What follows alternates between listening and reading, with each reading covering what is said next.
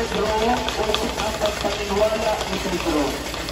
Ang labi nayara sa estatwa ni Pedro nagapahanungtong sa aton nga siya ginatagan singgahon sa langit kagbuta. Kay siya ang una nga nagkilala na si Jesus amo ang Kristo, ang anak sang Dios nga buhi. Ang manok sa luyo sa imanin ni San Pedro nagapahanungtong sa aton sang pagpanginwala ni Pedro sa aton Ginoo. Ang pagpanginwala na gintag na nga matabo antes magpamalo ang manok. Ining tatlo ka pagpanginwala ginbaslan man sa tatlo ka beses nga pagpahayag ni Pedro sang iya pagigugma sa Ginoo. Sa diin ginmanduan siya sang nabanhaw nga Kristo sa pagsiling at ipana ang akong kordero. Ang paso sang San Pedro ginapagnagiyahan sang heirs of the late Victor Capunan, care of Laurelia, Navarra, and Tubal families.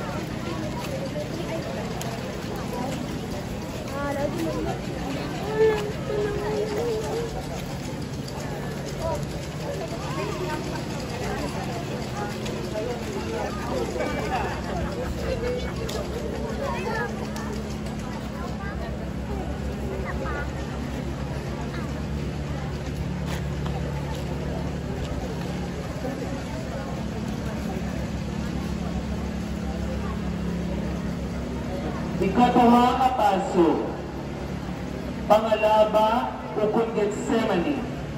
Ang pagpangamuyo ni Jesus sa tanungan sa Getsemani. Pamalandungan natin ang matinuuhon kag mahigugmaon nga pagsalig ni Jesus sa kabubuton sang iya amay. May mga kahadlok siya nga nabatyagan, may kabudlay, kag mga kasakit. Pero labaw pa diri ang iya pagigugma sa amay kag sa aton man. Pamalandungan naton ang pulong ni Jesus sa pagpamukaw sa iya mga gintutunan nga nagakatulog. Kasubo man bala kita sini nga mga gintutunan nga madali mawat-an si kaisog kag gabaskog sa pagsakripisyo kag pagpangangulo. Upon ginatamaran bala kita na magpadayon sa pagpanimuha na magmaayon. Ang paso sa pangalaba ginapanagiyahan sa heirs of the late Raimundo Castaño, care of La Tosa and La Estrella families.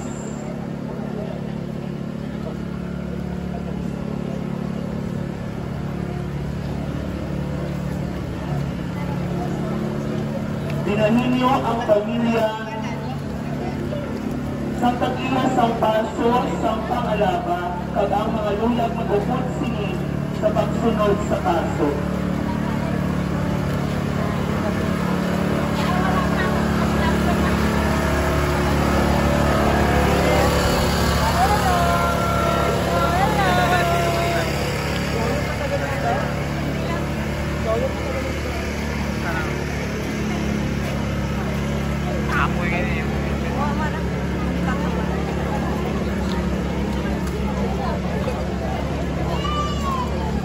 Ang ikatlo nga paso, pagbunal kay Jesus. Katulad sa karnero nga mahagok, wala magpamatok ang Ginoong Jesucristo, samtang nagapapilas ang iya digod sa mga latigo ng mga salsalon. siya ang karnero na nagawala sa atong mga sala. Ang pagtagsik sang iya mga dugo, samtang ginabunal siya na nagaid sa haligi nga bato, gintak na sa mga propeta sadto pa. Ining iya pagbaton sa mga pagbunal, bahil sang iya pagtuman sa kabubulbol sa kamay, para sa kapatawaran kag kaluwasan sa mga katawuhan. Ang paso sa pagbunal kay Jesus ginapanagiyahan ni Mrs. Angeles Lago and family.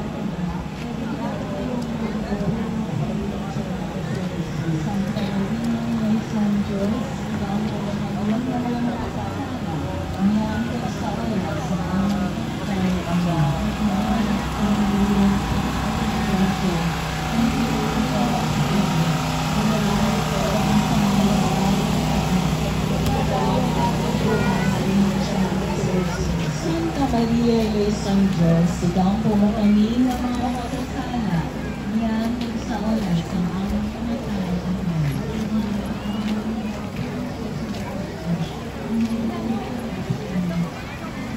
Ika-apat na paso, pagyubit. Pamalandungan ta si Jesus na sang mahampak ang mga soldado naghimo-himo sa korona nga tunog para sa pag-insulto kag pagyagota sa iya. Gintabunan nila ang iya mga mata, samtang ginahanod siya. Gintamay pa nila siya, at sa paghanod sa iya, kinahanglan niya pakton kung sino ang naghatorhanod sa iya. Apang initanan, ginbato ni Jesus na wala sing reklamo. Apang puno siya si pasensya kag pagpaubos, bisan pa na hindi siya tapos sa pag-agong sini. Ang paso sa pagyubi, ginapanagiyahan sa heirs of the late Andres Laha, care of Renato Laha and family.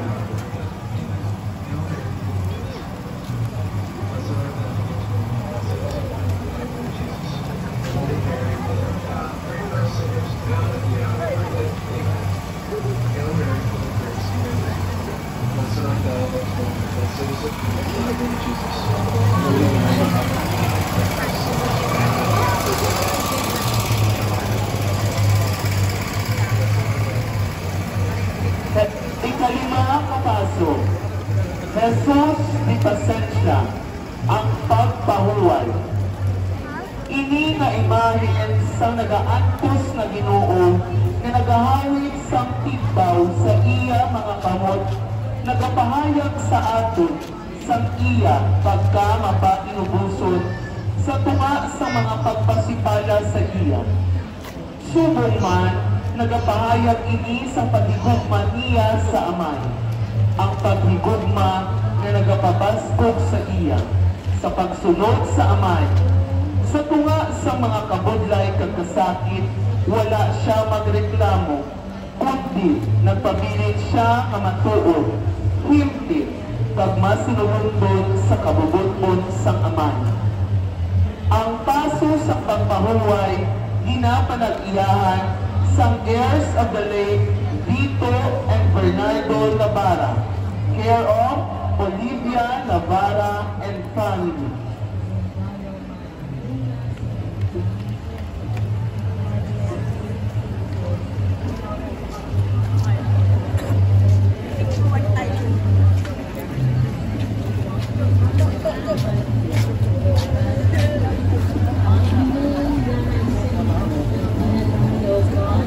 Ika-anong na paso, Cruz Acuentas Bukol Nazareno, ang pagtasan sa krus. Ang pagtasan ni Jesus sa iya krus, nagapahalungkong sa aton mga katungdanan para sa isa kag isa. Kag nagapatisog sa aton sa pagpaniuha para sa kaayuhan sang tanan. Hindi kita dapat magkatublag sa krus na aton dinadala, kundi dapat yara kita sa paghidain kag kalipay sa pagipuso. Hindi plamo, hindi naton ini nuhungkol kag matinuuhon ng mga anak sa katulad ni Kristo. Ang paso sa Nazareno ginapanagiyahan sang heirs of the late Francisca Lacorte, care of Esperanza Tan and family.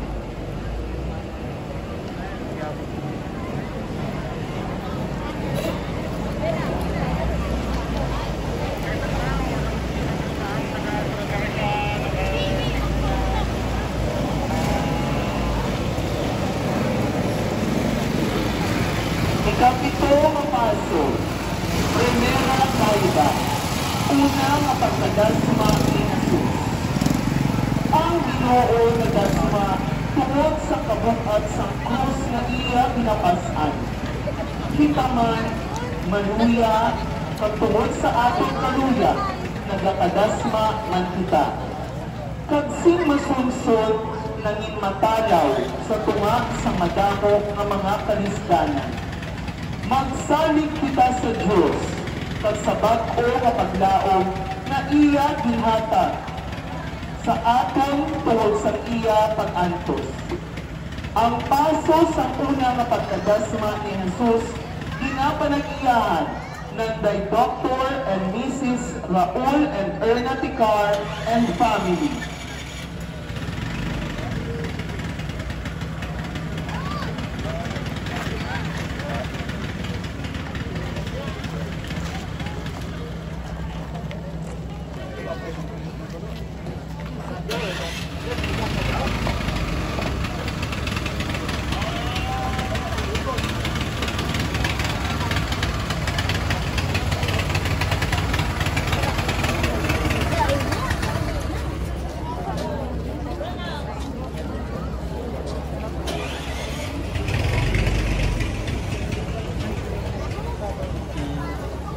Ikawalo nga paso, Simon Sereneo. Ang pagbulig ni Simon Sereneo pasan sang krus ni Jesus. Magtudlo unta sa aton ang Ginoo sa pag-igugmaanay kag pagkabalaka sa isa kag isa. Kay wala si kalipayan ang tawo na nagapangabuhi nga maiya-iyahon. Kag hindi mabuhi ang tao sa iya kaugalingon lamang. Kabay na ang pagbulig ni Simon Sereneo magbula sa kadalok kag kasakon sa aton kalipusoon, kundi magtudlo sa aton sa pagbulig sa iban, kay kunyara ang pagkiliusa, ang kasubo kag kalipay sang isa, kasubo kag kalipay man sa tanan. Ang paso sa Simon Sereneo, ginapanagiyahan ng kay Mr. and Mrs. Carmelo and Mary J. Martinez Andaya and family.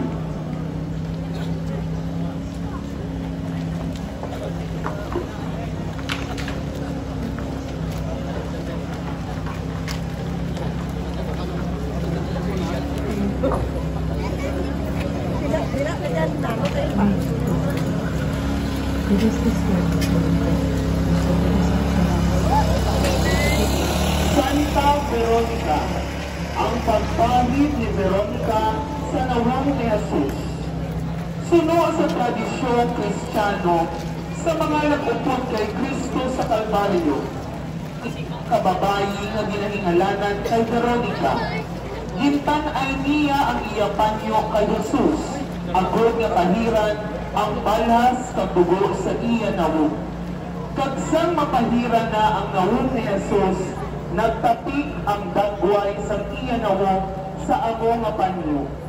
Ginsiling nga ang ini nga panyo indala sa Roma, Italia, sa mga tuig 700. Kagintago dito sa mga talaguan sa mga relikyas sa Basilika. Suno sa tradisyon nga nagsugod sa sinulatan ni Obispo Eusebio sa Cesarea, Posibleng nga ining babayi, amo ang babayi nga ginayon ni Jesus sa balatian. Kasubok sa mabasahan naton sa Ebanghelyo suno kay San Mateo, Kapitulo 9, versikulo 20-22, nga nagasaysay, may isa ka babayi nga nagaantos sa pagpagwa sang dugo sa iya sa sunod sang 12 ka tuig. Nagpalapit siya sa likod nayon ni Jesus, kagintandog ang sipsip sa kunop ni Jesus. Ang babayi nagsiling sa iya kaugalingon, kung matandog ko lang ang iya kunop, mag-aayo ako. Nagliso sa Jesus kag nakita niya ang babayi, kag nagsiling, anak, magpakabakod ka, ang imo pagtuo nag-ayo sa imo. Sa gilayon, nag-agi siya. Suno sa mga manging-alamon sa santos nga kasulatan, ang ngalan nga Veronica, ginhatag sa sining mayungon nga babayi, kagituwa ini sa Griego nga tinaga nga Vera, kung sayuron, maktuo, kag-iko, kung sayuron, dagwan. Ini nga ngalan nagapahanungkong sa aton, iya panyo, sa diin gitapik ni Jesus ang matuod na dagway sa iya nawong. Ang paso sang Santa Veronica ginapanag-iyahan sang heirs of the late Carlos Jr. and Norma Andaya, care of Engineer Russell Andaya and family.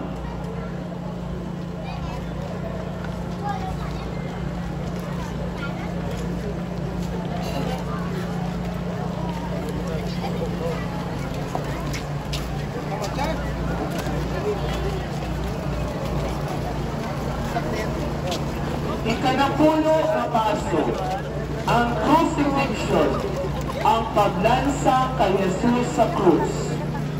Ang Ginoo na patay tungod sa aton, iya ginhalad ang iya lawas, kag ginula ang iya dugo, agon kita magkabuhi na may kahilwayan. Si Kristo nagpili sining pag-antos kag kamatayon para sa aton. Agon nga hindi kita mahadlok sa paghalad man sa aton kaugalingon sa pag-alagad sa Dios kag sa isig katawo. Paagi sa iya kamatayon, ginkuha niya ang dalit sini. Agon kita mabanhaw kag mahatagan sing bag-o nga kabuhi paagi sa iya pagkamatay. Ang paso sa crucifixion ginapanag-iyahan ni Mrs. Teresita Luces and family.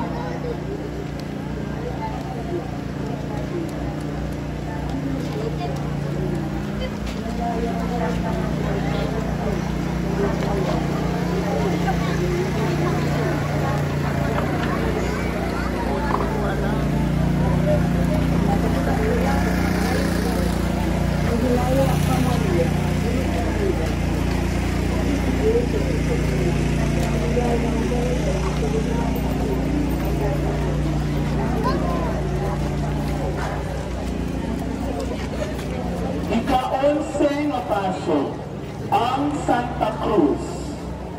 Matuod nga ang krus tanda sa kasakit ni Jesus. Apa, ginhimo ini ni Jesus para sa aton kapatawaran kag kaluwasan. Ang krus amo ang tanda kag pahanungkon sa aton sang kadalag-an ni Kristo batok sa gahom sang sala kag kamatayon. Ang kadalag-an na gipaanggit man sa aton ni Kristo. Gani sa tagsa ka beses nga nagapangurus kita, ginapamalandong naton ang mga bugay na nagikan sa paglansa kay Jesus sa krus. Sa pagpangurus, nagapangayo man kita sa iya buhi, kapag pamatok sa mga pagsulat, para sa pagbuhat sa mga mabudlay, abang maayo nga mga buduhaton. Dira sa paglansang kay Jesus, napasag ang bag-o sang atong kabuhi, pangkaugalingon kag pangkatiningbanon. Kani sa isa ka timog, mga muyo kita, nagasimba kag nagadayaw kami sa imo o Jesus, kay bangod sa imo balaan nga krus, gintubos mo ang kalibutan. Ang paso sang Santa Cruz, ginapanag-iyahan sang heirs of the late Dalmacio Navarra, care of Engineer Othello Navarra and family.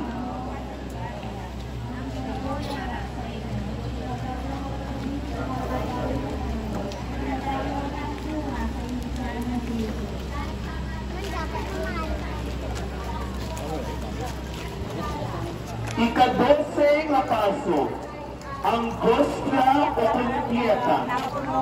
Kini nga imahen sa Pieta, isa kabunga sa abilidad sa eskultura na hanungod sa napatay na Jesus sa sabak sa iya ilog.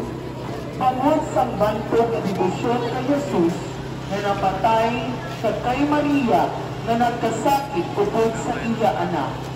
Madamo nga mga abilidad sa arte ang nag-interpretar sa padalog nga pagpiliusa sa duha ka tagipusoon nga nag-antos.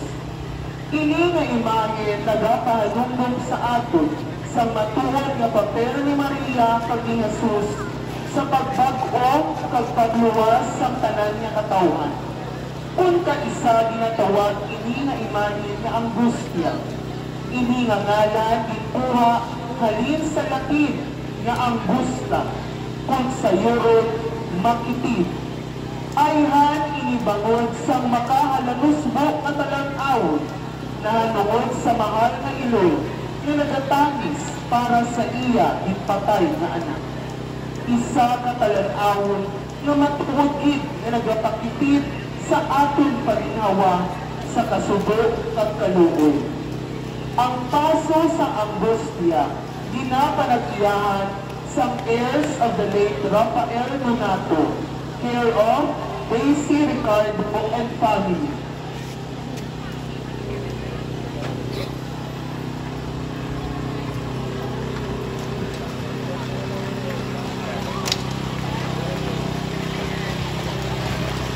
Santa Maria Cleofe. Dinsuling ang gugma, waay nagakilala sa kahadlok. Hindi nga kamaturan, makita natin sa mga babae na nag-unong kay Jesus sa idalog sa tiyak krus. Bisan pa ang ila presensya, nagpakilala sa ila na sumunod ni Jesus. Bisan pa ini siya, ginakabig na isa ka kriminal. Ining mga babae nagsunod kay Jesus, bisan pa sa krus, kabisan pa nga ang mga sumunod ni Kristo nga mga lalaki nagpalagyo kag nagpanago. Matuod din na din pakita sining mga babae nga kung may paghigugma, waay si kahadlo. Ang paso sa Santa Maria Cleophas, ginapanag-iyahan sang heirs of the late Flaviana Lusabia, care of Mrs. Benilda Lusabia and family.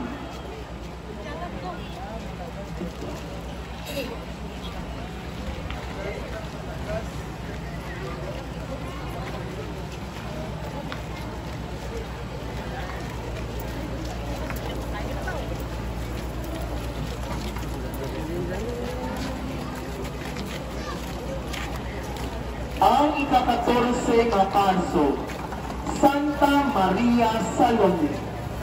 Ang isa kabahin sa kabuhi ni Maria Salome bilang sumunod ni Kristo, ako ang isa inisya sa tatlo ka mga babae na nagtatko sa lubognan sa ikatlo nga adlaw matapos na malubog ang Ginoo.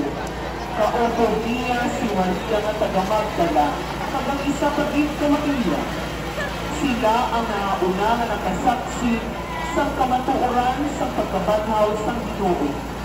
Isa ka simple nga tumulood si Salome. Apang kabay nga ang iya kabuhi, manginularan man sa atong pagkilala, sining madanong sa Ginoo, kag sa pag-alagad sa iya, kag sa iya simbahan.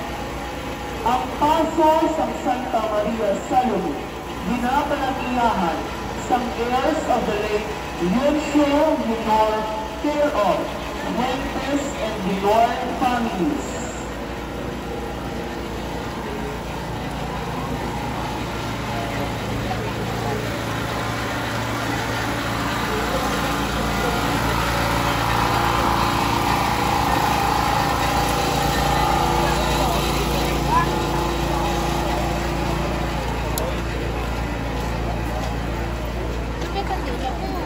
Ika-15 na paso, Santa Maria Jacobo.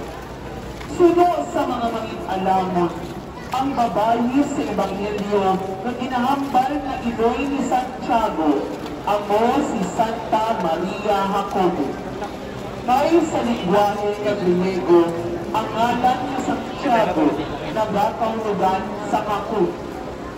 Ang imahe ni Santa Maria Jacobo ay makita na nagadala sa sinti.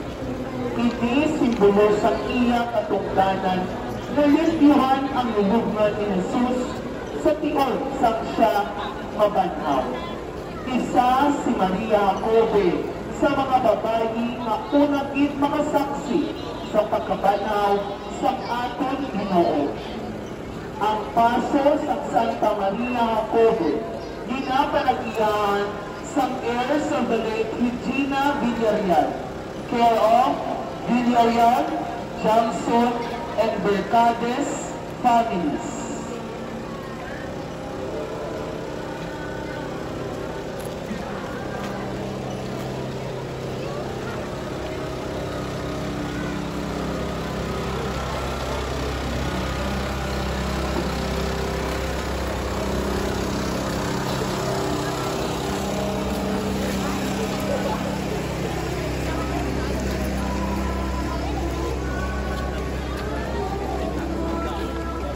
Santa Maria Magdalena.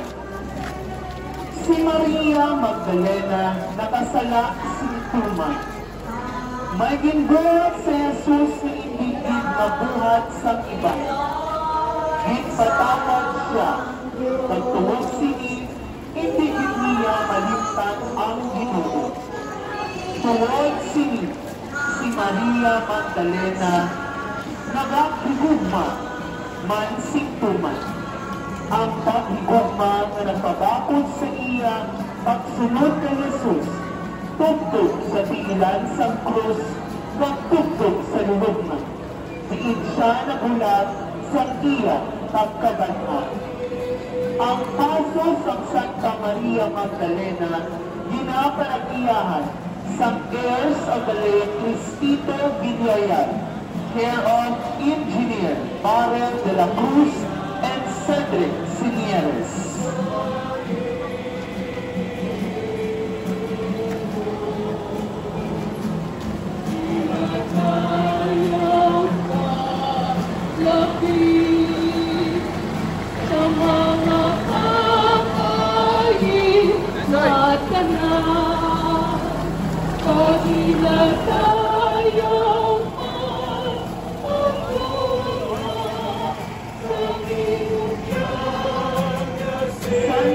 Maria Magdalena sa krus. Isa sa mga bagamo ng mga babae na nakapot ni Jesus tugtugin sa Kalbaryo, amo si Maria Magdalena. Sa pataytal na ang gawas sa aton Ginoo sa krus, dito nagtinir si Maria Magdalena na nagahinigi ang nagapanalap dito.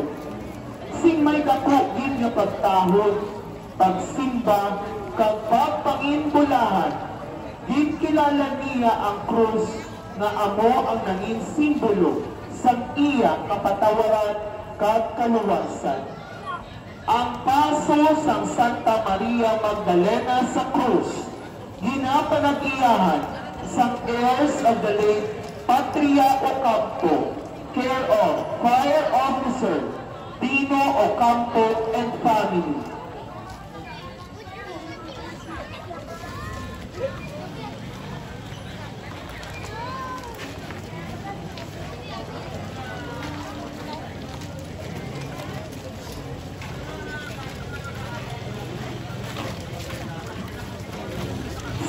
Santa Maria Magdalena sa lulubngan. Nagprepara si Maria Magdalena si Pamor para ihaplas sa bangkay ni Jesus. Gani, sang madulog-dulog pa, nagkadto siya sa lulubngan. Apang pag-abot niya dito sa lulubngan, nakita niya na ang bato na gitakop sa lulubngan, ginpaligid, kag ang lulubngan bukas na. Siya ang gintugyan sa anghel na magtunda sa pagkabanhaw sang Ginoo.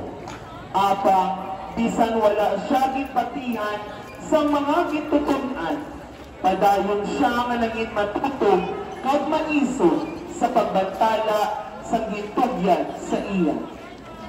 Ang paso sang Santa Maria Magdalena sa lulubngan, ginapalag-iyahan sang heirs of the late Ezekiel Lacorte, care of Dingdong Ezekiel Lacorte and family.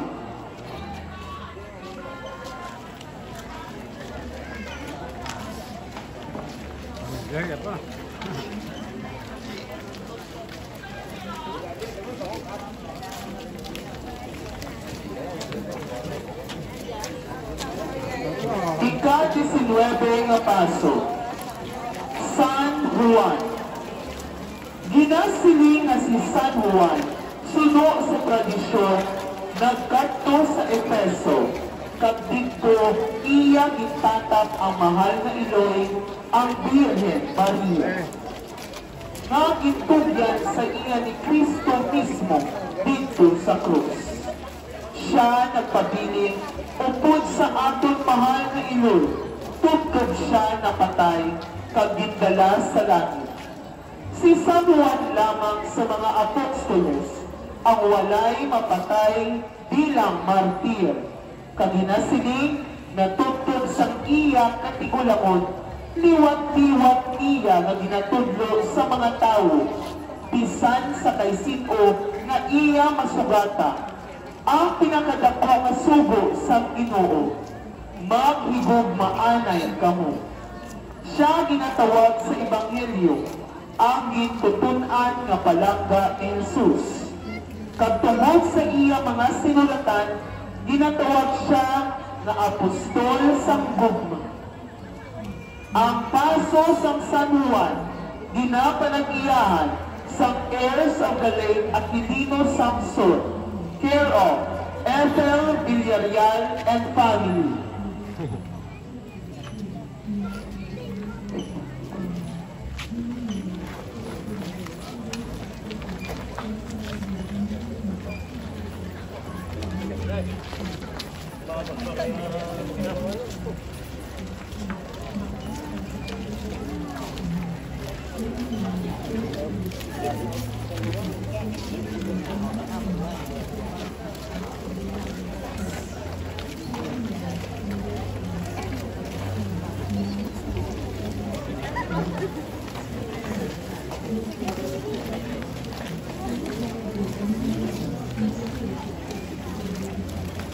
Ika-20 nga paso, ang Santo Entierro. Amo ini ang mayor nga paso sa Biyernes Santo, ang paso sa napatay kagigalubong ng Kristo. Sa sini ginapamalandong naton na si Ginoong Jesucristo, pangon siya matuod nga tao sa tanan nga butang, luwas lamang sa sala. Nag-ampit man sang atong tawhanon nga kinaugali, namatay siya kaginlubong, suno sa mga pamaagi sa iya panahon.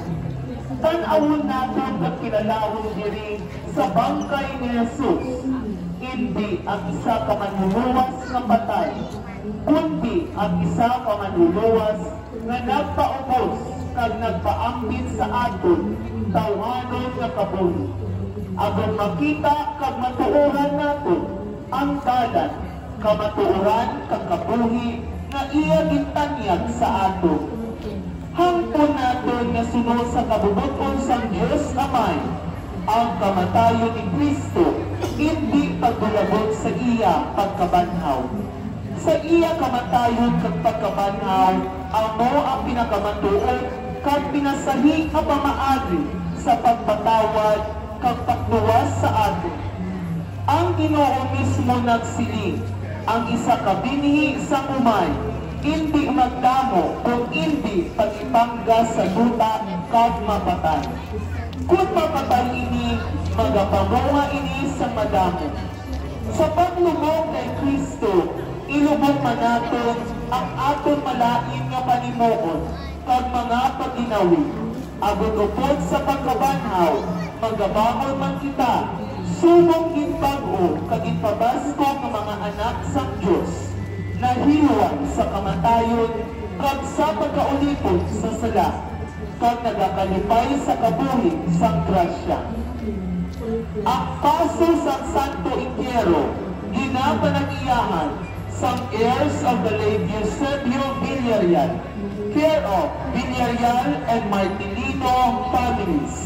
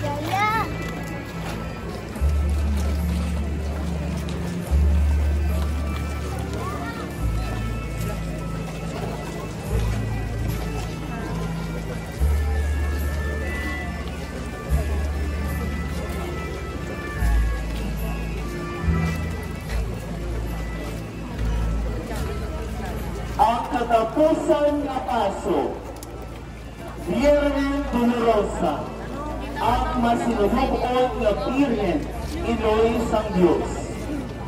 Piling nga imahin sa aton mahal nga Iloy, nagapanungdong sa aton sang mapag-on nga paghinikusa ng kay Jesus kag Maria.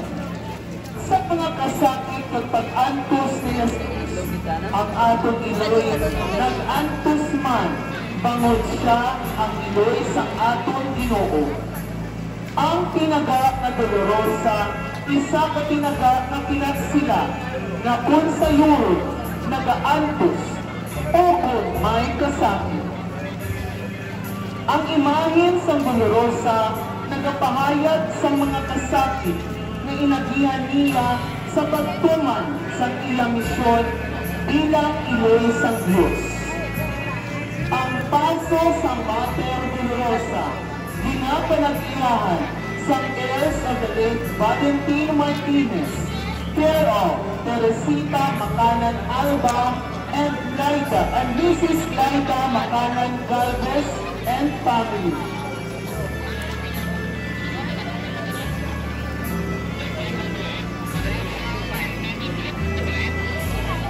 Waktu itu siguro post-up kita na itong start.